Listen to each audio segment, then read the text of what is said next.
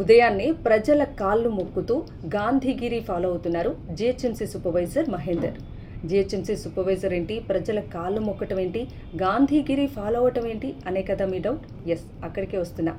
గుడిమల్కాపూర్లోని రామ్సింగ్పురాలో నివసిస్తున్నటువంటి కొంతమంది ప్రజలు రోడ్డు పక్కనే పదే పదే చెత్తను పారేస్తున్నారు.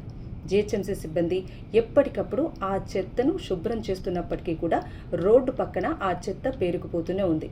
ఎలాగైనా ఈ సమస్యకు ఒక పరిష్కారం కనిపెట్టాలి అని భావించినటువంటి జిహెచ్ఎంసీ సూపర్వైజర్ ఒక వినూత్న ఐడియాతో గాంధీగిరి అనే మార్గాన్ని ఎంచుకుని తెల్లవారుజామునే చెత్తతో బయటకు వస్తున్నటువంటి ప్రజల కాళ్ళు మొక్కుతూ, మీకు కాళ్లకు దండం పెడతా, ఇక్కడ చెత్త వేయకండి అంటూ వాళ్ళని వేడుకుంటున్నారు. ఇలాగైనా వారిలో కొంతమేర మార్పు తేవాలని ప్రయత్నిస్తున్నాడు. మహానగరం మేల్కొనక ముందే చేతిలో చీపురుతో నగరాన్ని సుందరంగా తీర్చిదిద్దటంలో నిమగ్నమవుతూ ఉంటారు జిహెచ్ఎంసీ సిబ్బంది. నిన్నటి చెత్త చెదారాల జ్ఞాపకాలను చీపురుతో ఊడ్చేస్తూ భాగ్యనగరాన్ని సరికొత్తగా ముస్తాబు చేస్తూ ఉంటారు. వాళ్ళకి పండుగలు పబ్బాలంటూ ఉండవు. ఎండాకాలం, వానాకాలం, చలికాలంతో సంబంధం లేకుండా నగరాన్ని అందంగా తీర్చిదిద్దటం, అలాగే శుభ్రంగా ఉంచడమే వారి విధి. జిహెచ్ఎంసీ సిబ్బంది ఇంత కష్టపడుతున్నప్పటికీ కూడా కొంతమంది వారి నైజాన్ని మార్చుకోవట్లేదు.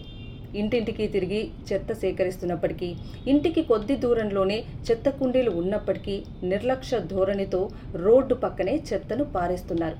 ఎన్ని రూల్స్ పెట్టినా, ఎన్ని జరిమానాలు విధించినా వాళ్ళలో మార్పు రావట్లేదు. సో ఇలాంటి ఒక ధోరణికి చరమగీతం పాడాలి అనే ఉద్దేశంతో ఒక క్రియేటివ్ ఐడియాతో గాంధీగిరి అనే మార్గాన్ని ఎంచుకుని ఉదయాన్నే చెత్తతో బయటకు వస్తున్నటువంటి ప్రజల కాళ్ళు మొక్కుతూ, ఇక్కడ చెత్త వేయకండి అని వాళ్ళని వేడుకుంటూ వాళ్ళలో కొంతమేర చేంజ్ తీసుకురావడానికి ప్రయత్నిస్తున్నాడు జిహెచ్ఎంసీ సూపర్వైజర్ మహేందర్.